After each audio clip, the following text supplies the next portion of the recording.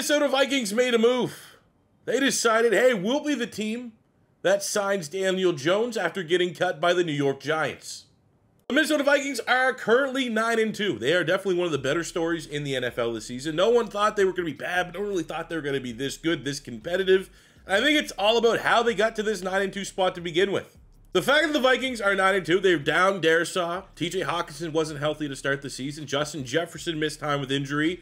First-round draft pick JJ McCarthy hurt before the season even started. You got Aaron Jones, who's a castaway from the Green Bay Packers. Everyone thought he was going to be washed, and he's actually still really freaking good. The defense almost felt like they were in a fire sale mode, letting Danielle Hunter walk most notably. And we now have Brian Flores getting these guys playing like one of the top defenses in the league. Definitely one of the most tricky defenses to go up against. And the biggest story is the career revival of Sam Darnold. Now, we started the season out incredibly hot, kind of cooled off a little bit, but he's still playing at a level that is far beyond what anyone expected of him. And I'm a big fan of the career revivals. Baker Mayfield, Geno Smith, now Sam Darnold, and now maybe Daniel Jones potentially, if he could find a way to get on the field. I don't know whether or not Daniel Jones has the talent level to make the most of a fresh landing spot and be the next one of these quarterbacks that was a bust, got given up on, went to a different place, got a better coach, able to figure it out, and turn into a starting NFL quarterback, maybe with even some upside. But Minnesota is a terrific landing spot. You have an outstanding head coach who can get the best out of his quarterbacks. You have an outstanding offense when healthy, and for the context of Madden, there is not a more quarterback-friendly offense than the Minnesota Vikings if you were going to make it work. And he's only 27 years old, so you don't really have to worry about regression too early on. Now, I don't want to put this bad energy in the air. I mean, hell, I started my Madden 25 main channel Dynasty franchise with the Vikings. Will that series return? Maybe we'll have updates as this video goes on. But I think in the spirit of everything that's been Minnesota for the last 3 years, and for the sake of making content, and for the sake of a hypothetical what if, with the signing of Daniel Jones, that's an insurance policy. That is Minnesota knowing that the injury bug loves living there. What if, for today's video, Sam Darnold got hurt? What if the hypothetical is a Sam Darnold injury, season-ending injury, thrust Daniel Jones into the starting lineup?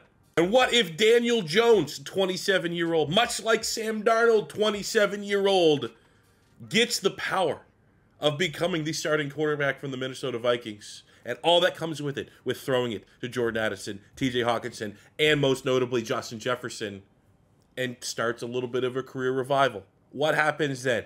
So yes, we're going to be rebuilding the Minnesota Vikings with Daniel Jones as our quarterback. He's signed as a free agent, so he's only on a one-year deal. We have 9-2 right now in the season. We're going to be able to judge his body of work for the remainder of the regular season. I don't think, with all due respect, and again, we tip our hat. I love it. It's one of my favorite storylines of the year. I hate the fact that NFL has kind of came out and said, we can't give comeback player of the year to stories like Sam Darnold. You got to come off an injury, because I think he'd be the front runner. He's been absolutely like him. Who else would it be? J.K. Dobbins potentially, but you know he's also all short-term option. The plan all along is just to get some veterans until it's time to go to J.J. McCarthy. But Sam Darnold's creeped in a little bit of doubt to Viking fans. Be like, maybe he's putting it all together. Maybe he can be our guy.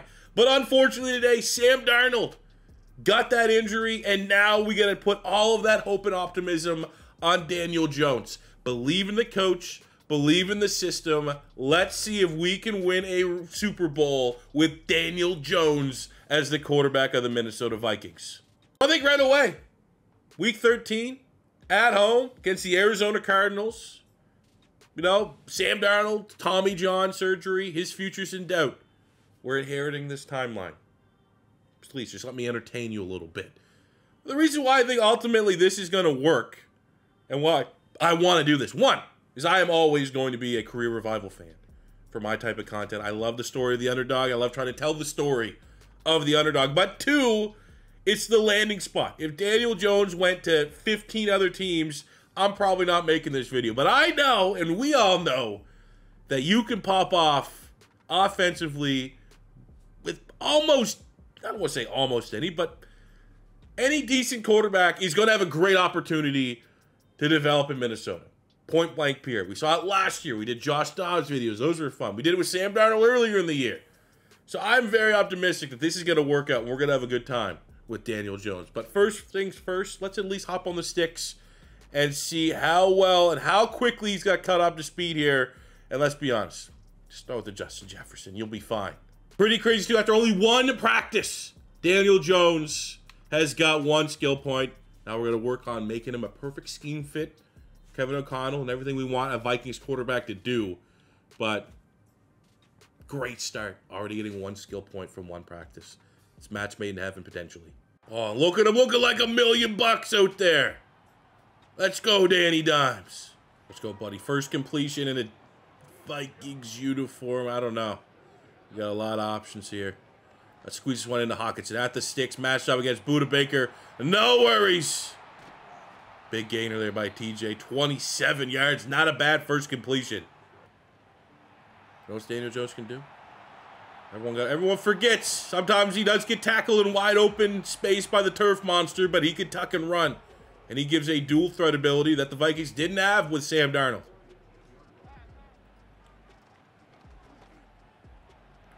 He also has terrible accuracy. We'll throw it into row C when there's a wide open Justin Jefferson breaking open in the end zone. All right, first and goal. Jordan Addison, top of the screen. Slant cheese. Or we just go right back to Hawkinson. Here we go. First one of many.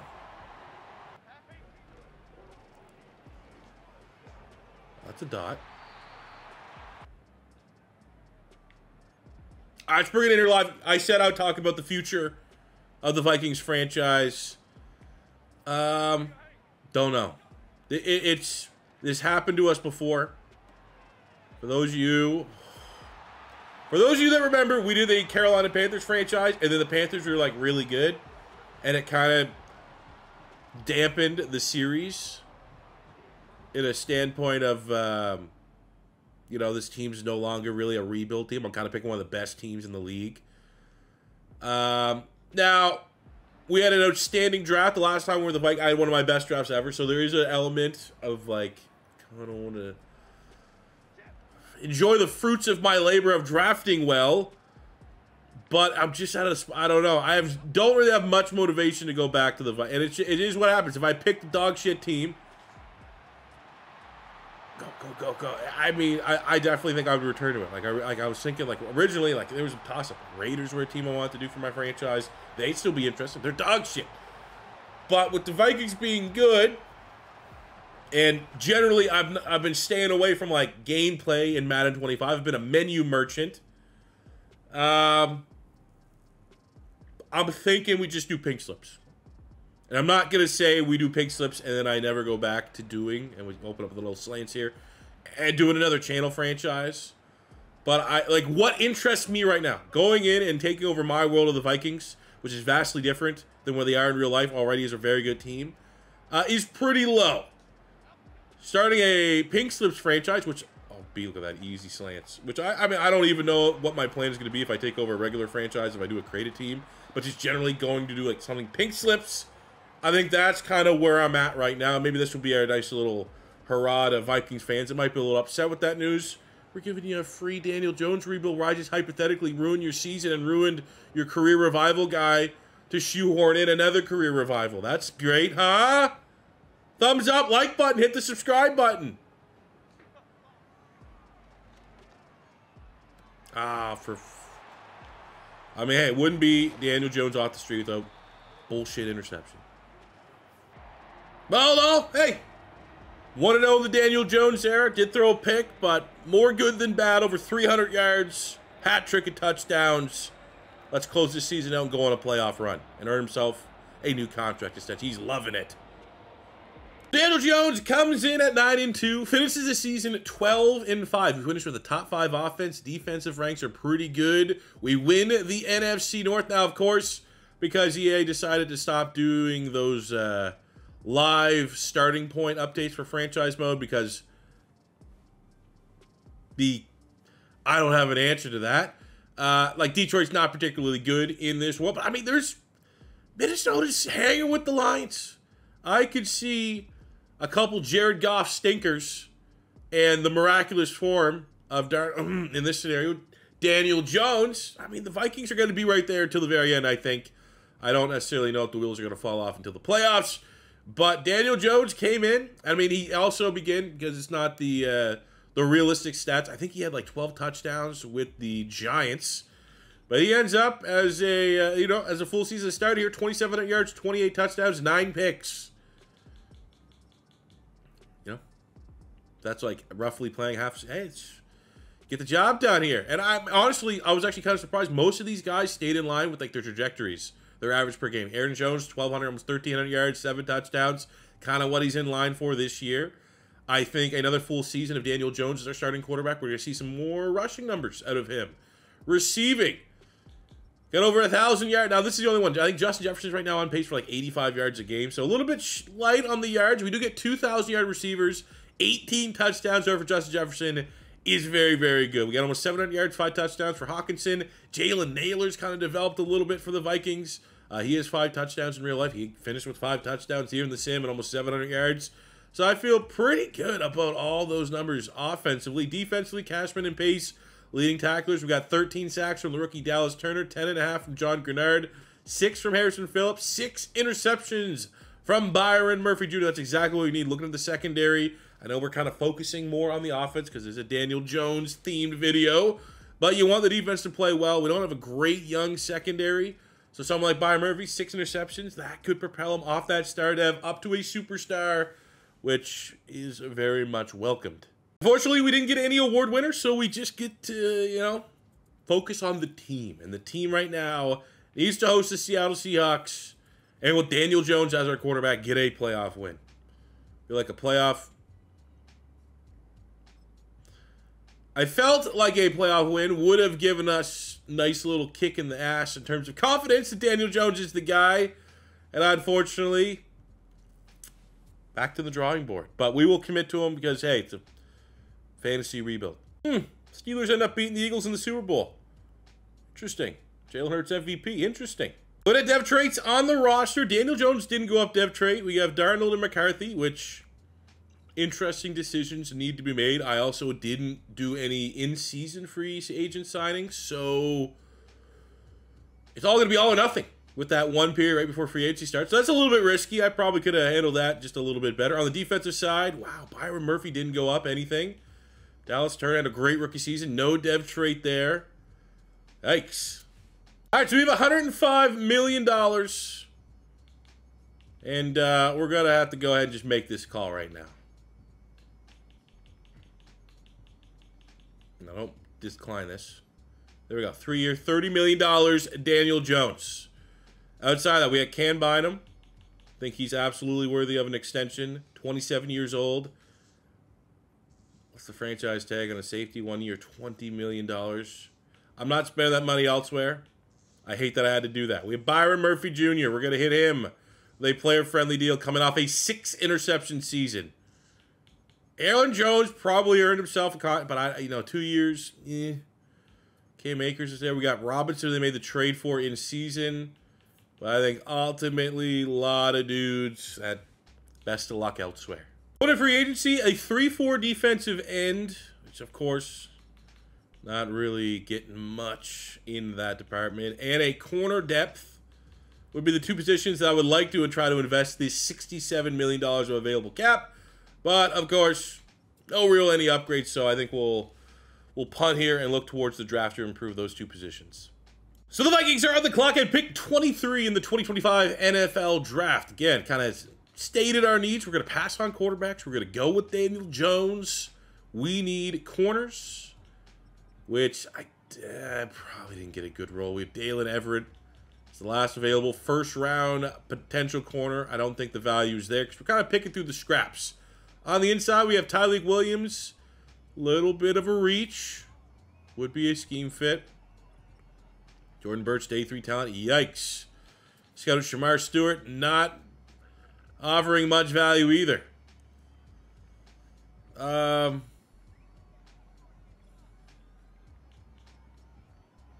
We got a Garrett Tate Ratledge. Tyler Booker. We do need guard. All right. I mean, it's unsexy, but I think I think for the positions we need, corner, D-end, 3-4 D-end, round 2 is going to be where the value's at. So right now, get a plug-and-play at left guard and Tyler Booker. Try to chase a dev trait for a 5-star recruit. We get number 25 in true value at 23 and a dev trait on the gigantic 93 strength powerhouse out of Alabama. Now in the second round, we're going to go grab Shamar Stewart, big-time athlete out of Texas A&M, 6'6", 290, so fits schematically what we want on the defensive front. A little bit of a reach, 115 in true value, but we do get a big-time athlete with that nice profile and a dev trait. We can work with that. The last maybe potential value pick for us, we had to wait all the way to the 5th round. Did not have a 3rd or 4th round pick. We got Xavier Scott, corner out of Illinois. B catching, B man, C press, C zone. Also has A tackling, physicals, 4.34. Could be an absolute diamond in the rough. I'll be shocked if he's not a hit in terms of true value. 44th in true value at 142. Let's go. And I'm just doing this because we're at a late spot. I want a running back. Cam Scatterbo is probably one of my favorite running backs in all college football. It's for the brand. 108 in true value. Might be our starter. We might give him a chance. I mean, we're never going to be a crazy run team. Now, Aaron Jones did put up some nice numbers, all things considered with the offense, but who we kidding? We're always going to be a throw-first offense to Addison, Hawkinson, and Jefferson.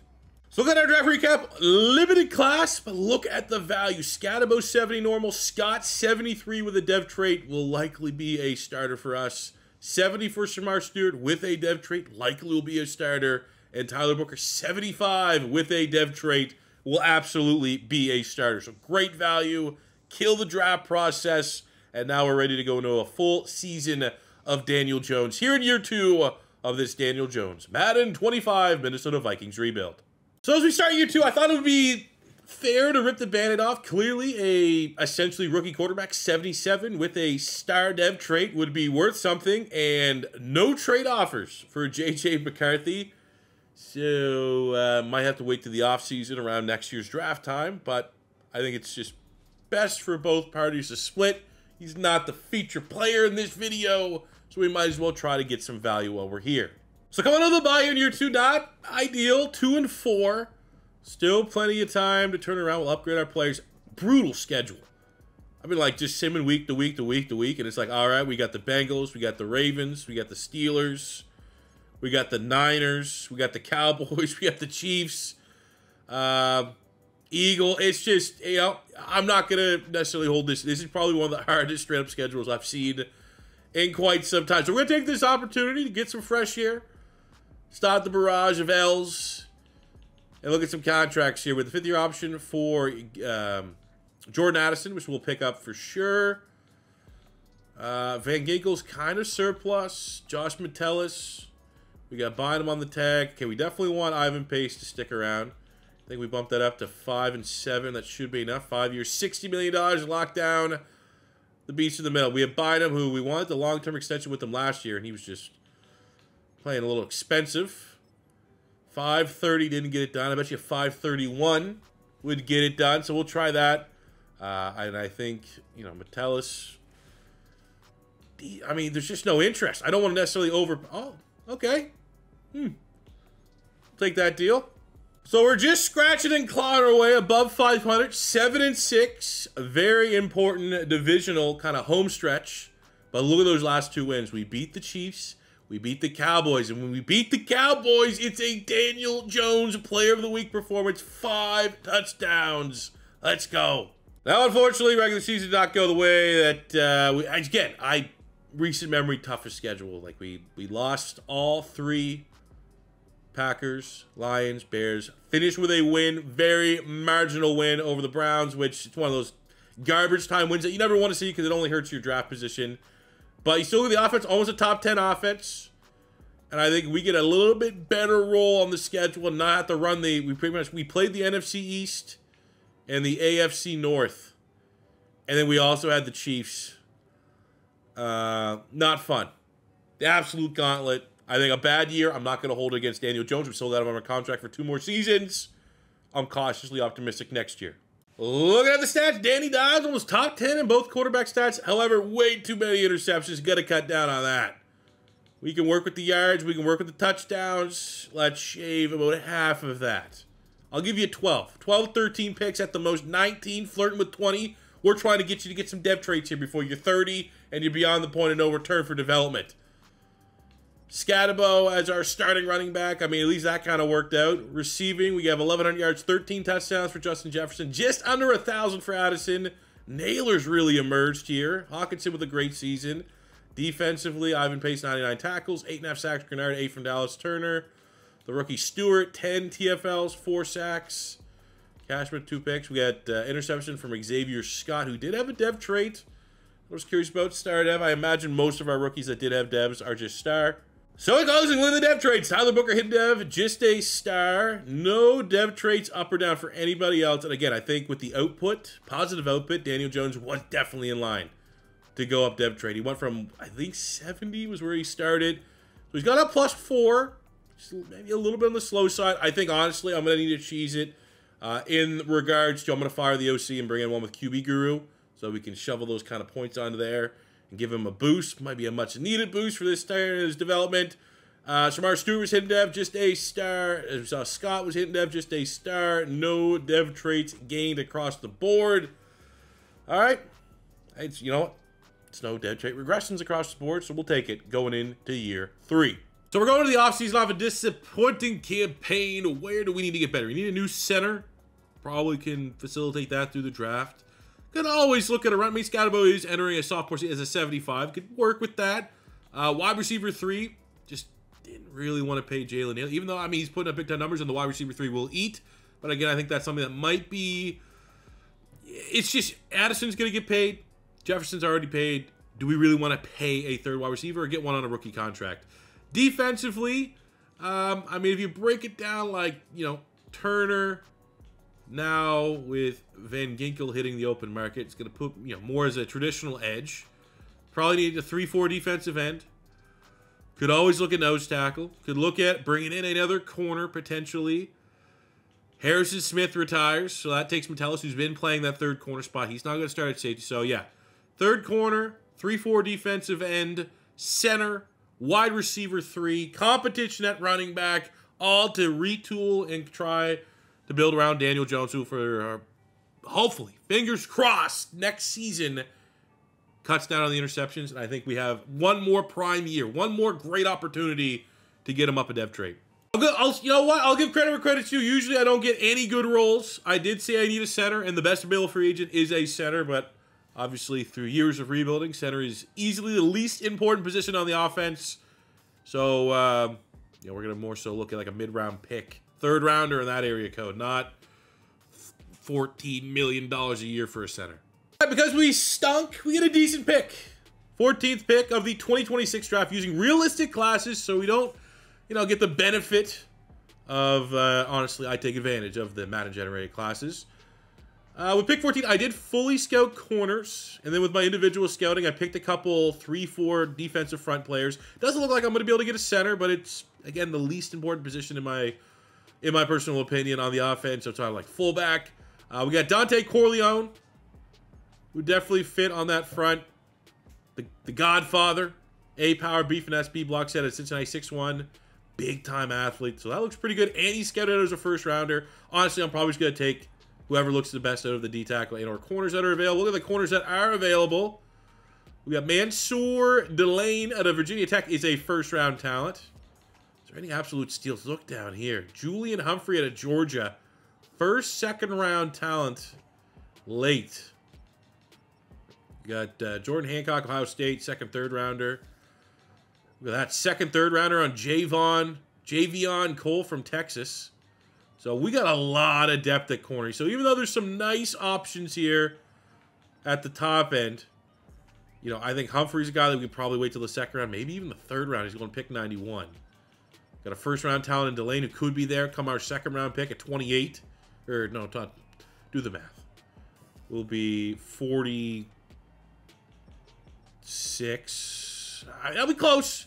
But I think, again, worst-case scenario, just get someone like Humphrey. So, all things equal, we go with the Godfather, Dante Corleone at pick 14, looking for a dev trait. Number 7 in true value, getting him at pick 14 with that dev. Big-time athlete, big-time strength. So unfortunately, we missed out on the first good quarter, but we're not going to let the other one slip through the cracks. Julian Humphrey, 6 feet tall out of Georgia. He's going to be good. Number 48 entry value. Get him at 46. Ugh. No dev trait. Probably mid-70s, though, for a rating. For that third wide receiver spot to replace Jalen Naylor, we're going to take a look at Deion Burksy out of Oklahoma. Formerly, I think he was at Purdue. Kind of cashed out NIL going to Oklahoma, but he has 4.3 speed, which at least will give us a speedy option. That's a great pick. Number 62 in true value. Get him at 78. No dev trait, but great athlete. Honestly, I think it's another time to go back to the well here. Great value here on Jordan Hancock. I actually like him. Seen him play a couple times. Honestly, I think he's a great tackler in the secondary. Maybe opens up his versatility at DB. Number 69 in true value. So we're loading up and stocking up here on some corner depth. So now I'm going with the approach of the teams that missed out on quarterback in the draft. Is there now a market for J.J. McCarthy? As before, we literally got no offers. Alec Pierce, interesting one. This is the one that's kind of catching my eye. And I think you know what I'm about to do if I do this trade. And I'm going to, for shits and giggles, probably should be getting like a second or third round pick thrown in. I won't be greedy. The amount of times that I've taken fringe deals that are absolutely in my favor in these rebuilds, this will be the one time I give up a little bit of value. Because as much as I like Cam Scatabo, I know on the list of players that are very overpowered when it comes to a position change, none are more so at that running back spot than Wan'Dale Robinson.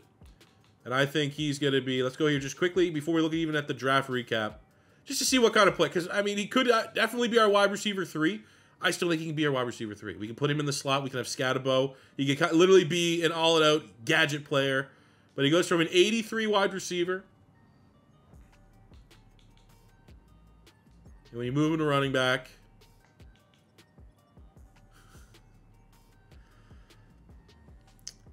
that'll do. News, but again, I still think we put him in the slot a little bit. Have Scatabo, who looked impressive for what he was last season, get some touches, but we'll just kind of play him all over as a true gadget player. Percy Harvin-esque, if you will. Look at our draft. Corleone, 77 with a dev trait. Humphrey, 73 normal, 72 normal for Burks, 72 normal for Hancock. Kind of rounded out there with some death moves, but happy with the draft, happy with the trade. As we start year 3, we are in a contract year for Daniel Jones, and I'm going to be honest, this might just start with Daniel Jones, hook you into the rebuild with Daniel Jones, but there's a certain point in time where like we need to start winning, and we are now looking at the 2027 class that has some pretty fun quarterback options for us. We obviously have already used Arch Manning, but Holstein, Raiola, DJ Lagway. I mean, I'm itching to do a DJ Lagway rebuild. So we got plenty of options, but I truly do think if Daniel Jones could cut down on the interceptions, last year's schedule was honestly one of the hardest schedules I've ever seen.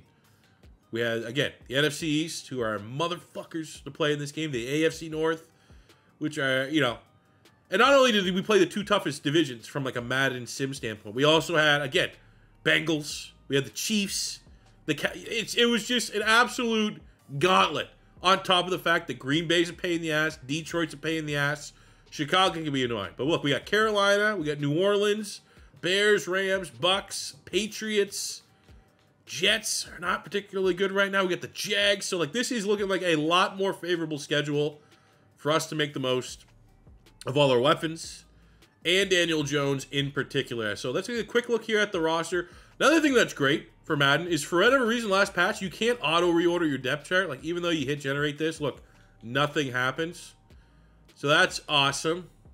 Glad that feature still works. But I mean, honestly, if we're talking about where we can get to where we want to go, I do think the schedule is going to help a little bit, but you never can undervalue the fact that we now have another elite weapon on the offensive side of the ball, a 91 overall running back. We were really good when we had Aaron Jones. We were not great when we didn't have Aaron Jones. So maybe the Vikings are a team that need that running back option always there. And now we have a very unique one that I think is tailored to this very pass-heavy offense in, obviously, a converted wide receiver in Wan'Dale Robinson. The O-line's looking solid, maybe a little light on the inside, but overall, I think the offensive line is very strong. Hawkinson is still a beast. We know Jefferson's an absolute beast. Jordan Addison's in a contract year, so maybe we'll see the best out of him. No real holes on the defensive side of the ball. Happy we got Corleone, really giving us a solid front 3. Linebacking core is real solid, led by Dallas Turner, who I'd love to see take another step. Our secondary, at least as the starters, is very, very solid. No real weakness. So I'm optimistic, man, that not only we'll get double-digit wins, but Daniel Jones won't turn the football over as much, and we might have a shot here this year. And if not, again, contract year for Daniel Jones, we might have to think about dumping it and finding a different quarterback that, for the final couple years of this rebuild, can bring us a Super Bowl. So we're at the midway point of year 3, off to a better start. Some tough games, for sure. But 5-3 is not a bad spot. We're tied with the Green Bay Packers for first. Actually, everyone's an absolute juggernaut in the North, which is annoying. You look at the rankings, offensively, almost a top 10 offense. Our run game, the addition of Wan'Dale Robinson has been huge. Our defense is playing very, very high level. But it's a tough thing because I think ultimately our plan needs to be here as it relates to the quarterback position. Do we actually have him for one more year? I could be wrong. We have one more year of Daniel Jones. I thought makes sense. Can't count. Okay, that changes things up. I was about to say I'm not going to pay him until we can see the proof is in the pudding kind of deal. So as far as who's going to get paid here, I think you just kind of go Brian O'Neill. See where he takes with a player-friendly deal. Wants a little bit more money. I think we make it work. He's 30, 87. Not too worried about the regression. But obviously, if we don't start winning sooner than later, that contract could age not ideally. But I think if we get him 2-year, 50 mil, should get that one over the line. Well, we've been able to kind of right the ship. We're looking good. 10-5 into the final stretch. Big, big test here against the Buffalo Bills. We're coming off a Player of the Week performance against the Commanders in a win. Murphy. Okay. I get it. I mean, he's playing because we have Dallas Turner kind of playing all over the line. So that's cool. Our defense is elite. Our rush game's great. I don't know. I like to think Daniel Jones is playing a little bit better than 27th, but that's only pass yards. Touchdowns could be good. Let's actually, you know what? Let's keep it here live. Let's go through the final 2 games of the season. We got Buffalo. It's going to be tough. That's an L, unfortunately. Probably should just upgrade our players to make sure we don't lose a winnable matchup against the Jags. But we are able to win against the Jags. Finish 11-6. Which is not, wow, very competitive NFC North. And, okay. I mean, playoffs are playoffs. Doesn't really matter if you win the division outright or not. So take a look at our stats. We get 31 touchdowns for Daniel, and he cut down on the interception. So that's good. 3,500 yards, 31 touchdowns, only 8 picks. 1,000 yards for Wan'Dale. Scatabo chipped in there, got 12 touchdowns, total vulture. Receiving, 1,100 yards, 15 touchdowns from Justin Jefferson, 8-3 for Addison. Almost 700 yards, 6 touchdowns for the rookie Deion Burks. Hawkinson was reliable. Defensively, over 100 tackles for Ivan Pace. Sacks have not been great, but we're a 3-4. It is what it is. Xavier Scott, like seeing that, leading the team with 3 picks. But unfortunately, for the 3rd straight season, no individual awards, which is great because we're all focused on team success. And it starts with a very tough road matchup against the Seattle Seahawks, who have the #1 defense and a top 10 offense. So they kind of honestly look just like a slightly better version of us. What are we going to be able to do in the wild card round? Be the road dogs, get a Daniel Jones playoff win, and we do. 27-9. Didn't Daniel Jones get a playoff win? The year the Eagles knocked him out, didn't the Giants win the previous round? Like, doesn't Daniel Jones have at least one playoff win? But we handled business there. 27-19. Not bad. And, you know, the opposite. Last time we made the playoffs, Daniel Jones, 1 touchdown, 2 picks. Didn't play great, kind of cost his team. That's the case here for Carson Beck and the Seahawks. As Daniel Jones, clean game. 200 yards, 2 touchdowns, no interceptions. Wan'Dale got a touchdown, over 100 yards for Addison. Burks and Hawkinson with receiving touchdowns. Defensively, got a couple sacks, 3 interceptions. I mean, that is huge. You absolutely are going to win most games. We get 3 interceptions. And look what we got in the divisional round. The #1 team in the NFC are the Bears. Caleb Williams got them boys playing. I'll tell you what, man, how many times have we been the 1 seed in a rebuild and the worst thing you could see is like a 6 or 7? Because you just know they're going to get the upset. So look at the Bears. Top 5 offense. Defense, not that great. And the fact that they have the worst passing defense. Cool. Let's upgrade our players. Could open things up. I think it's inevitable that Justin Jefferson is going to absolutely take over a playoff game for us at some point, regardless if it's Daniel Jones or someone else under center. Why not in this terrific matchup to put this Cinderella run for the Vikings into the... Yes, let's go! Low scoring. Probably not a crazy performance by anyone, but 17-14, you will take it. And we are getting through this playoff run, not so much on Daniel Jones, but it's Brian Flores' defense. We got 8 points in the 4th. Ugh. You know, you want to be like, oh, we're winning it with Daniel Jones. Are we winning it with Daniel Jones, or are we almost winning it despite Daniel Jones being on the team? The defense is playing out of their goddamn minds. 3 sacks, Pace, Turner, and Grenard. No picks, but we shut down to the 1 seed. We got the Eagles. We see who's on the other side. We already probably know if we go to the Super Bowl, who we're going to have to take on. Well, we got the Philadelphia Eagles here, a team that Daniel Jones knows very well. The 12-5 Eagles, #2 offense, top 10 defense. Going to be very difficult. I think we get a front row seat for this one. Now, I don't want to gloat as an Eagle fan, but the Philadelphia Eagles have kind of owned the Minnesota Vikings over the last couple years, especially when it comes to playoff matchups. So, history is not in the favor of the Vikings, but this is a defense that is playing on an entirely different level. And we got Danny Dimes under center, not Kirk Cousins. So, as you can see, and honestly, for what it's worth, Daniel Jones does have experience playing against the Philadelphia Eagles, and that doesn't really have a great record, but maybe there's going to be some value in that. We have a 4th quarter lead. 17-17. We're driving in the red zone. This is going to cost us right here. Go for the field goal. It's going to be a minute to stop the Eagles. They're probably going to insta-score if I had to guess.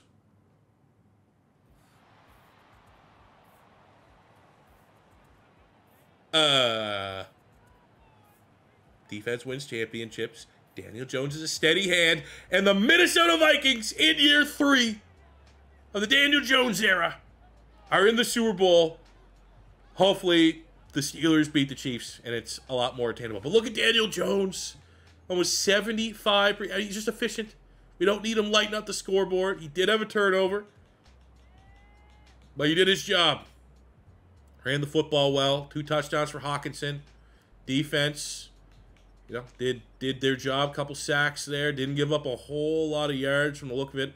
Only just over 200 total yards of offense for the Eagles. An outstanding job by this defense. Well, that was what we all expected. And we're going to get this very surprising Super Bowl. Our defense is going to have to put up an all-time performance going up against the 95 overall Kansas City Chiefs offense, who are the #3 offense overall, the #1 passing offense, borderline top 5 rushing offense. Their defense, middle of the mall. Definitely, we have an advantage there, but anytime you're going up against Patrick Mahomes coming off an almost 50 burger of total touchdowns, you know what? 3 times we can hop in. If it was anyone other than Chiefs, I think I would just let it roll and see if our team can win on their own merit. Because it's the goddamn Chiefs, I might have to give them some assistance when I can. Let's go, baby. Danny Dimes, Patrick Mahomes, the battle we all want to see. Opening drive. We go for it on 4th down twice. Those are the kind of big nuts you need to take down the Chiefs. We hold the Chiefs to a field goal on their opening drives and a turnover on downs. 3 points, only field goals. I think we got to hop in, at least for this 3rd down conversion. At least try to help them make it. I'm going to be honest. With the draw play, I wanted to see how dangerous Wan'Dale Robinson feels. After the conversion, I've always wanted to do this. Now we have the opportunity. We got great blocks. Oh, he got absolutely pile drive. I know my wrestling terminology. I want to say pile driver just as generic. That was a Farouk-style spine buster. Not Arn Anderson. Farouk. And let's go. Capitalize. 14-6. Now, what are the odds they get touchdown 2-point conversion automatically? Probably fairly high, which they do. We give the ball to Patrick Mahomes. Under 2 minutes to go. He shanked it. They shanked the 20-yard field goal. Budker, probably the most cringe kicker in the league. We got Jefferson, Addison. Come on, Danny Dimes. Addison wins. Press on the outside. We just overshot him. That is unbelievable. Oh, he caught it. That was a garbage throw. That's still probably too much time for Mahomes.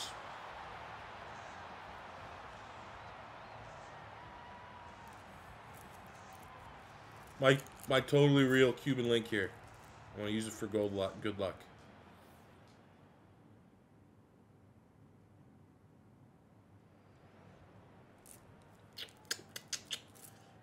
Hit with the Rizzler. Hit it with the Rizzler. We're out of here. 3 years.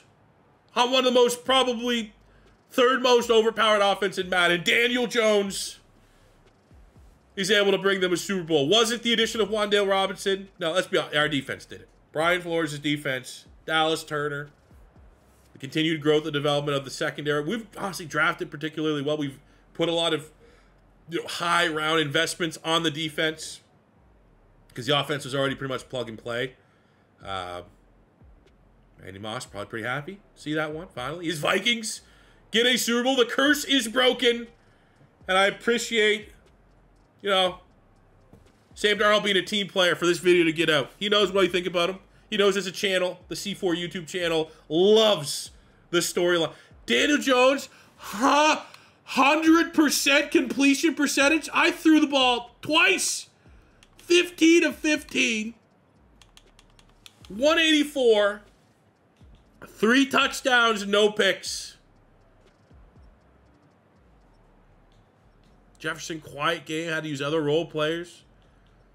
Defensively, we got the 1 sack for Shamar Stewart, who we drafted, but easily Super Bowl MVP going to Danny Dimes.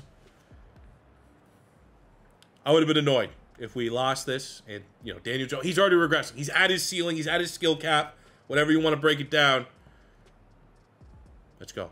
So with all that being said, recap, Daniel Jones finally wins a MVP in the Super Bowl format, wins a Super Bowl, and for his career, he's at 22,000 yards passing, 154 touchdowns, 76 interceptions, 2,700 yards rushing, another 20 rushing touchdowns. Obviously, only been here in 3 years. Not like we have a whole lot of history to kind of reflect and look back upon. Justin Jefferson was an absolute monster throughout this rebuild, which is as expected.